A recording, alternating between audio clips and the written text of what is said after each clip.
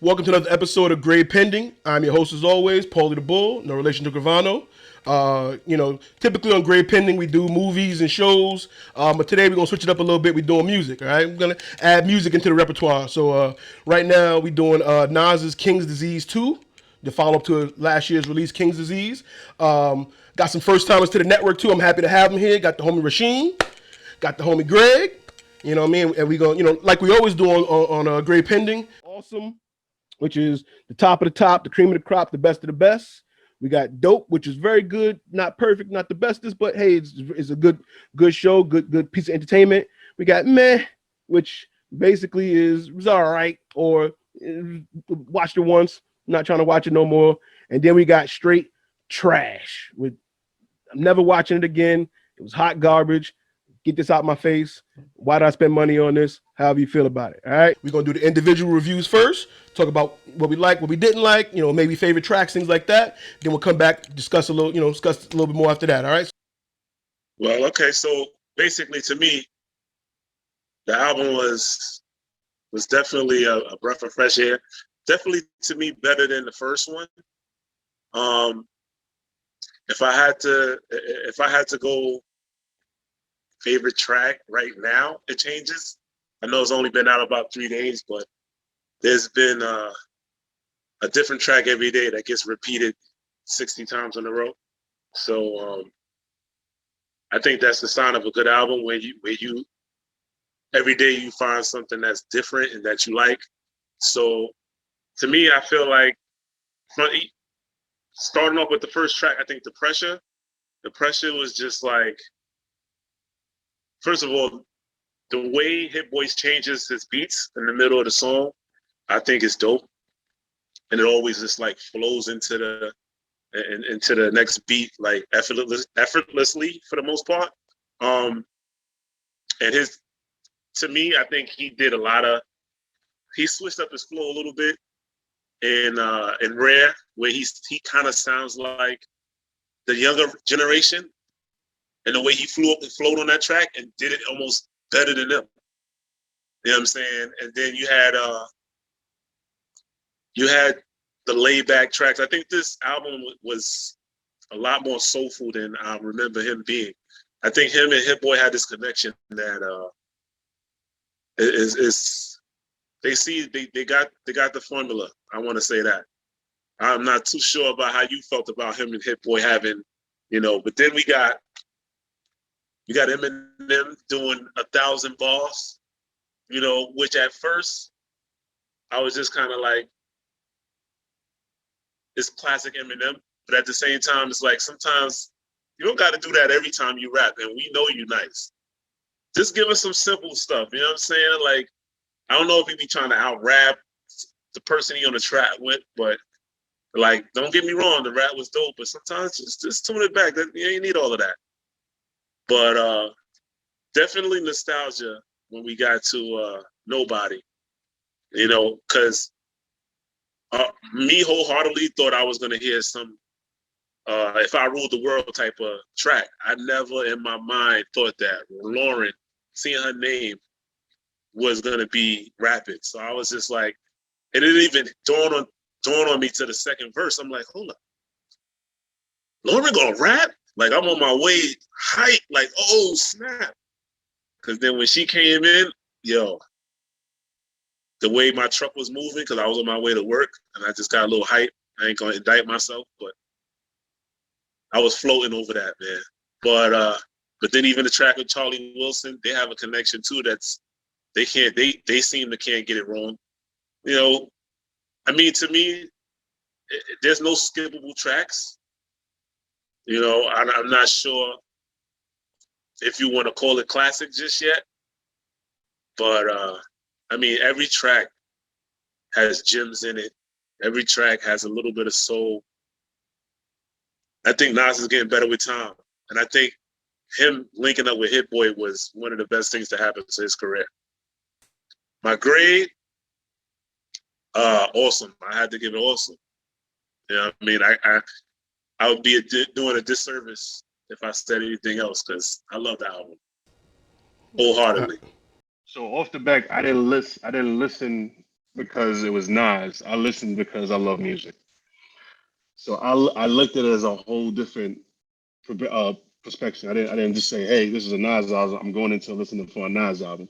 I went to listening as a new ear. So I took everything away from the first one, everything away from his whatever he has done. So I opened my mind and just embraced it as just new music from a new artist.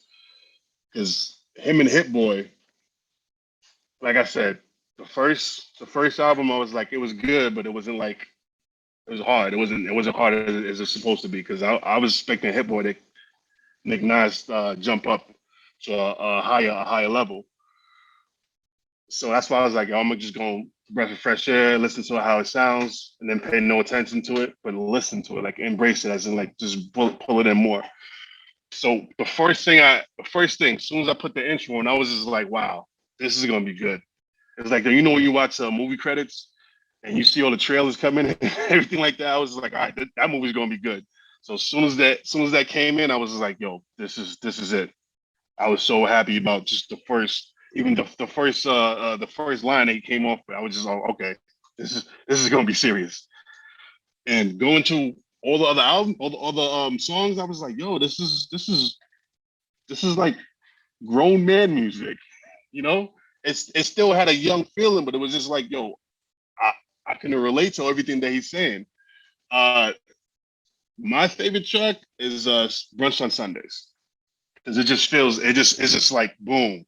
It just feels like okay, this is what I'm doing for the rest of my life. It just feels like a walk in the beach, just chilling, just with your family or your friends, and it's just like so mellow. The Lauren,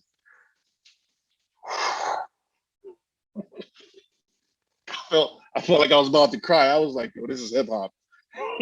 This is what it is. This is what it's supposed to be. I just felt so amazed. I just felt like I felt like the first time I heard "If I Rule the World" and you all you heard is that "Ooh," I was like, oh, this is it. The whole album together, the whole album as a it's like a musical masterpiece to me because I make beats. So I'm hearing everything. I'm hearing the samples. I'm hearing the chops. I'm hearing the transitions. I'm hearing everything that goes. I'm hearing the flows, and he's using his vocals as a drum because he's like boom boom boom on the rhythm, boom boom boom on the track, and it's like a lot of people don't understand that when you rapping is like you have to use your vocals as a piece of the music, and a lot of people don't understand that. So like he picked pockets in the beats where like nobody else is finding them. The Eminem, he did like remember that scene in Drumline when they're badly in trouble. So that's what he did with his words. He was just bada, bada, bada, bada, bada. But as he's doing that, he's letting you know that he still has respect for what's going on in this music because he wants to be represented as one of the greats. So he's letting you know these are the people that I looked up to, and these are the people that I related to. So I felt that he needed to do that because a lot of people are like, yo, Eminem is just another white rapper. But like if he's selling yo, I listen to these people. And the song that he picked to be on was called EPMB Back to Business. So he knew that he had to do what he had to do and give respect to EPMD, which they came off like it was your man Line said, like a fly in George Penn's head. I was like, oh. I was like, he ragged on them. So he knew what he had to do. The only verse I didn't feel like it was needed was the A Boogie. That was the only thing. It was good, but it was just like I didn't feel it was needed. I felt it was an eye, but I didn't feel like oh you really need A Boogie on here. The YG hit me from surprise though. That verse I was just like okay, but the A that's the only thing I have a little bit. It was the A Boogie, but that was it. But everything else flawless masterpiece. I give it everything. What's the highest score that you said Awesome. is beyond awesome. So I love the album. I listen to it every day. Like before that album, I was listening to Tyler's album, and I feel like Tyler's album and his album kind of completes itself together. And I'm happy that Kanye didn't drop. I'm really happy that Kanye didn't drop because you like it will be more of a shade on this album, and a lot of people will not listen to this album. They were like, "Oh, Kanye, Kanye, Kanye." So I'm really happy that he didn't drop. That's the one reason why I was like, I'm happy with it. I'm so happy that he didn't drop because you get to actually understand and listen to this album for what it is, and you get to embrace it better. So everything else, I just feel like it was good. Yeah, I had when I started it, the pressure started right off the pressure. Nas is the king of two things. One, starting a verse and then setting a tone with it, with track ones and stuff. Him and Jay are always good with intros and track ones and things. And pressure got you right in that mood right out the gate. Like it felt a little bit different from King's Disease, one, and you got a new tone, you got a new feeling. I really I skips. I feel like as I go back to it, I skip Death Row East and 40 side. Death Row East, I feel like was kind of like a throwaway because he didn't really say nothing. He didn't talk about really the Pac and Suge situation. He mentions it here and there, but it was like the song just sounded like he was kind of freestyling. He just was saying stuff. I didn't get that feel of like when he did the autobiography of Rakim or something where there was a story to be told. And I saw that thinking there's gonna be a story in there, and I was like, I didn't get much, substance from it. And 40 side, I kind of was like, you know what I'm saying? But like I said, EPMD2 came in. He kind of, intros it. It was good to good to hear Eric and Parrish go back and forth. That felt good, especially coming off of the Locks, verses week ago, and you hearing like the back and forth was Run DMC did it, Eric and Parrish did it, and then it's like Jada and Styles are still doing it. So it felt good to hear them throw back to that. And M's verse, it started out we was getting that typical M just rhyming, but then he got into the substance and the point, and he started, like you said, he mentioned like I'm here to be mentioned with these guys, and he went through the names and he said R.I.P. to these guys. Like he just went in, but it was dope on the beat. When the beat changed, he really went in and riding the beat. M is great with that, and I love it when he also raps with a purpose, and he had a purpose with that. He didn't waste it. He was like, I'm shining on this. Shout out to Eric and Parrish. Shout out to everybody. Rest in peace to those that we lost this year. Like it was purposeful. I like a lot of the songs in the middle, but I feel like he ended the album off great. Nas is good, and the Bible. Those songs to me, oh my God, the way that the album ended with those two, the soul samples that Hit Boy gave him, the stories he's telling, like the feeling, it was just, oh man, I love those two songs. Like I said, in the middle, yeah, I feel the same way. The A Boogie verse, we didn't need that song. Kind of was a throwaway to me. YG saved that song. The way YG came on the track, because I was listening to it like YG came on. I was like, oh okay, wait, hold on. You might have saved this one. I might favorite it on my app. You know what I'm saying? And there was a couple other songs I was like, you know what I'm saying. But all in all, I'm giving it dope. I don't think it was like great. But like you said too, like I don't really go into Nas, thinking like, oh, we're gonna get the Nas from back then. Nah, but the Nas that we got right now, I'm fine with. He's still the quote unquote old head, but he can hang with the young boys. He do the songs for them. He got a little bit for everybody, and he don't sound corny really doing it. Sometimes you might feel like, oh, why is he doing this? But it ain't like he sound like, shorty, you owe me some ice. You know what I'm saying? But he don't sound like he's chasing that young boy sound. You just feel like I'm not really feeling it, but I can see why this might go off in the club, or why they the younger kids that don't know Nas back then could rock with this. You know what I'm saying? I felt similarly like that with the ASAP Ferg song that he had on King's Disease 1, but it was like a bonus track, so it was at the end. It wasn't like within the album. But the A Boogie joint, I was like, really didn't need that. That was like probably one of the main ones I really felt like we didn't really need it. But all in all, like I said, dope. I'm not calling it a classic. Maybe after a few more listens, some of those might grow on me. I'm saying dope, not quite awesome. Definitely dope. I'm happy with the Nas album. And I don't feel like Nas is either washed or need to retire. Anybody say that and punch in your face, he still got it. That's how I feel about that.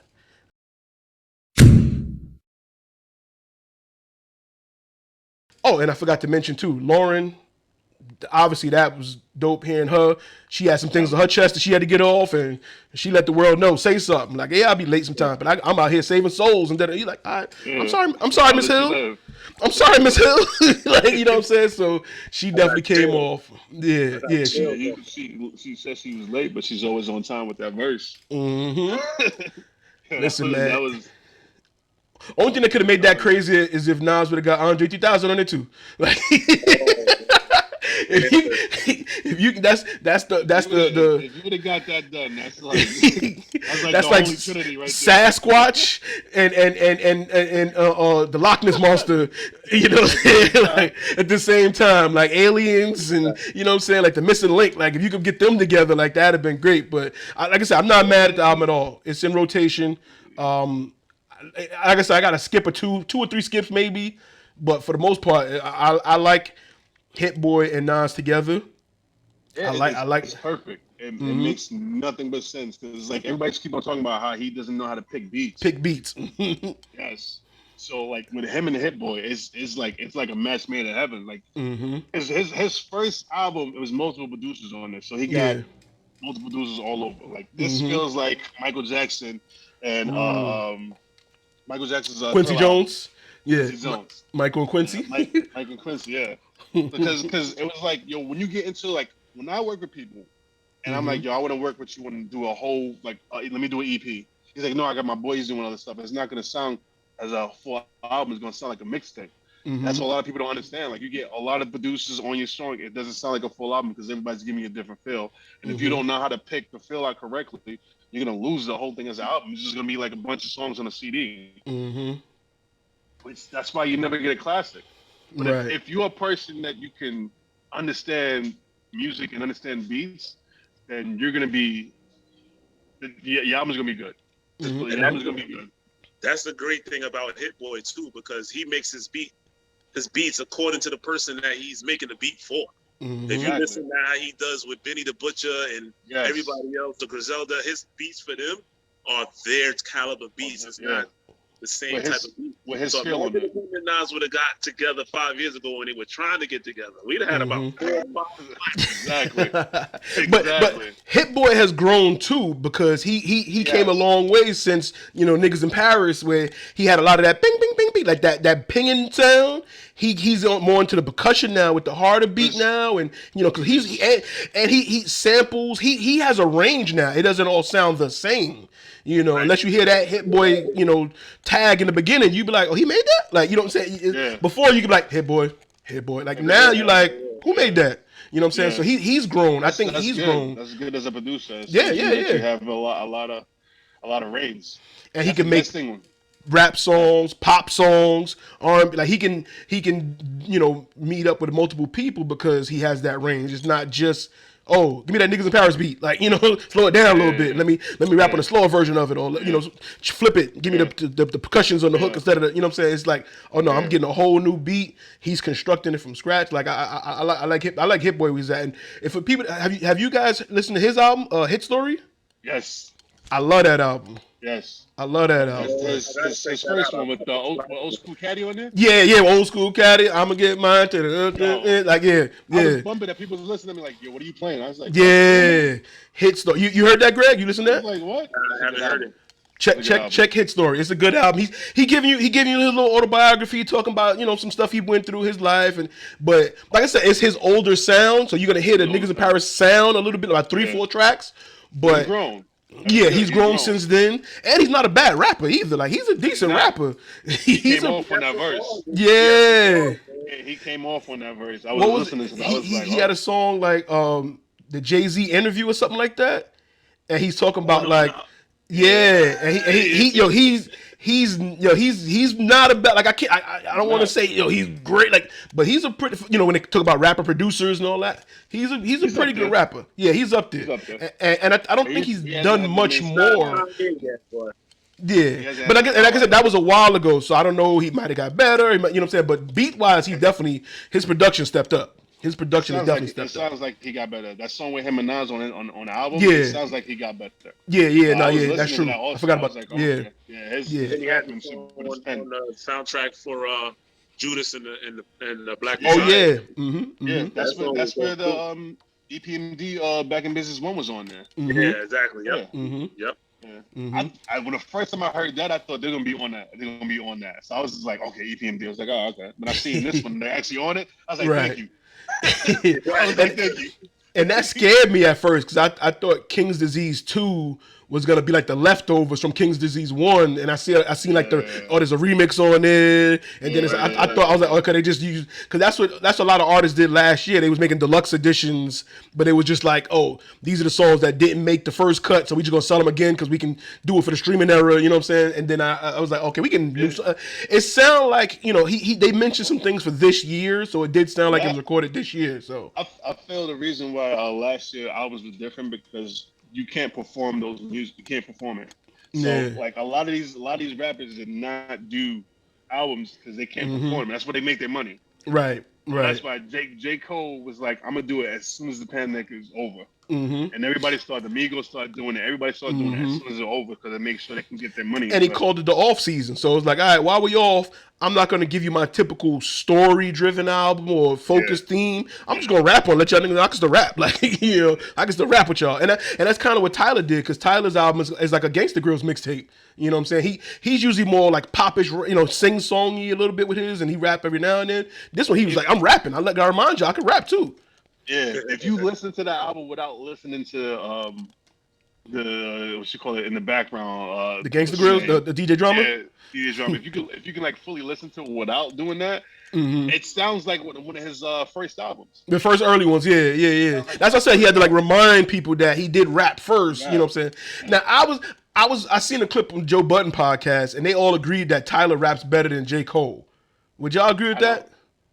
He raps harder and aggressively. He doesn't rap better than him. Okay, all right, I agree with that. He's more aggressive. It's just based on his tone of his voice. Yeah, right. He has a deeper. Yeah. I agree with that. A lot of people too. If you look at like Crooked The Eye, delivery, like the way Crooked is as aggressive as Crooked is, and the things that he says, it's just like it blows your mind. Right. And it makes you believe that nobody could top him. Exactly. That delivery, a lot of rappers get by with the delivery, and then you realize he ain't even saying that. Like, you know what I'm saying? Like, but you hear to my ears, it sounds like he's saying, and it's like, but he's really not though. Not you know? saying anything. That's why it's always good to have a run around of the album. Like you hear, I'm like, oh, okay. Because I remember that was the big thing they had against Jay-Z. They was like his voice was like too nasal or too high pitched at first, and they was like he wouldn't sell because his voice was like high. I think they said like him, Q-Tip. They were saying they didn't have the right pitch, I guess, and it was like, yeah, but if you listen to what he's saying, you're gonna forget that, like, you know. Yeah. That's the thing about when it comes to recording, is like Dr. Dre. He has a natural good voice. But he doesn't write. Right. So when somebody writes for him, it's like, who did that? Right. It's not writing. It's just your voice. A lot of people don't understand that. Your voice is your main instrument, and if you know how to control that, you're good.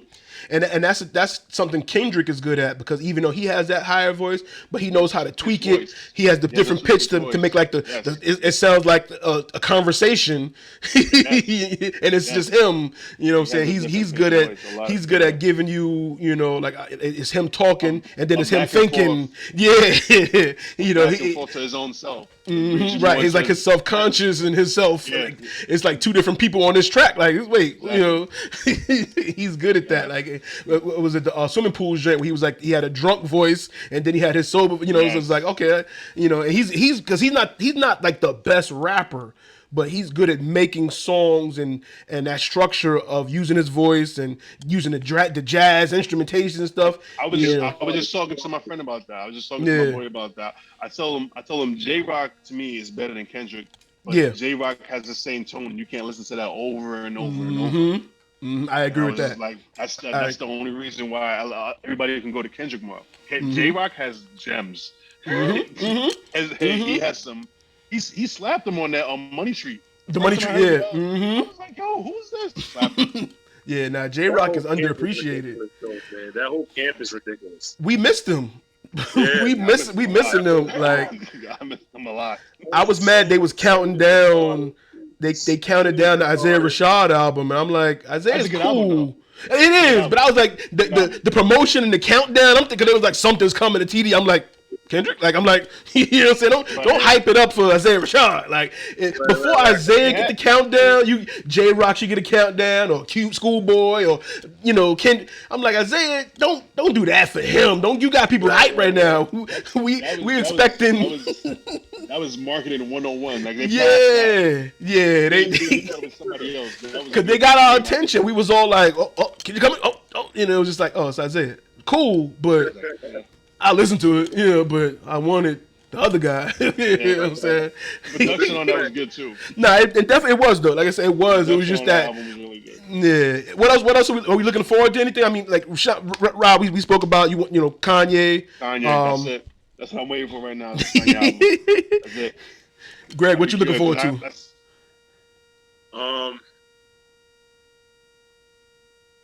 If my man Nick Grant would drop something, that would be dope. Mm-hmm. He's keep throwing out teasers out there. Yeah, he do. I want another Griselda album also. I'm looking forward to Kanye. If he's anything of the old Kanye that we know, that would be dope. None of this craziness that he's, Well, the little snippets and samples we've heard, I like. You know what I'm saying? I don't want old Kanye on new Kanye beat. Mm-hmm. That's true too. That's what it is. If he goes to old Kanye, I want to hear Jesus Walk type beats. Yeah, because what he's doing now is gonna sound totally opposite. It's gonna be like, yo, why? It's gonna be like, I don't get it. He has to do what he's doing now to make sure you get the same feel of what's going on now. And unfortunately, he's such a perfectionist that he keeps adding more. That's why we keep getting delays. I think they just threw the locks on there after they won the verses, so they threw them on there for. And it's like, I was talking about. I told you. He's like. You mean right now the only thing that will make this album good if he gets a Lauren feature on because Nas album. If he does that. Oh man. Oh man. I mean, like if he do that, I'm putting out in the atmosphere because I want it to happen. I'm with you. I co-sign. I co-sign. That. Yeah. That's it. Oh Hands man. down, I'll be like, okay, album of the year. Are we looking forward to Drake? Not at all. I've never looked forward for a Drake album. See, I got hip hop heads with me today. That's why I like this. I like this group. I like y'all. Listen, let me put it to you like this. Go ahead. If Drake is rapping the way we know Drake can rap, they'd be different. But I'm not here to hear him carooning and singing. I don't want to do it. I don't need all that. I need that heartbreak Drake, Drake that what's the Living Pepper freestyle Drake. That's what I need. For a full album. Can you agree? Can you agree with me that Drake never had a classic album? Oh yeah, I agree, and it's because, like you said, his albums it's multiple genres, and it's like 3 songs you'll like, 3 songs you'll like, 3 songs they'll like, 3 songs for the ladies. So it's not cohesive. Everybody's skipping something. Everybody's skipping because this one's not for you. This is for them. This one's not for you. It's for and until he makes a cohesive album, he's not. For him to do that, he would have to do 3 albums and make one for what he's done with the R&B, then one with him spitting, and one. Yeah. He would have to do like 3 albums in one year, and have it just like that. And that's probably the smartest thing that he can do. Because to me, when Drake does, a time at a place, 9 a.m. in Toronto or 6 p.m. and whatever, and when he do those joints, I'll be loving Drake. Then he starts singing to them. I'm like, all right, it's for y'all. It's for the ladies. But when he do the time and the place, I'm all for it. So if he can give me an album called Time and Place, I'll be all for it. I'll be all for it. Like, again, we can speak that into the atmosphere too. But thank y'all. I don't want to hold y'all no longer. Thank y'all. I'm definitely going to get y'all back when Kanye drop. Some more hip hop talk some more music and stuff. Get some more people on here. Everybody comment. Let me know what y'all think about the album, what y'all agree with us, what y'all don't agree with us. You know what I'm saying? I love the rap talk. We definitely gonna do it again. All right. Thank y'all once again, and thanks everybody for watching. Later.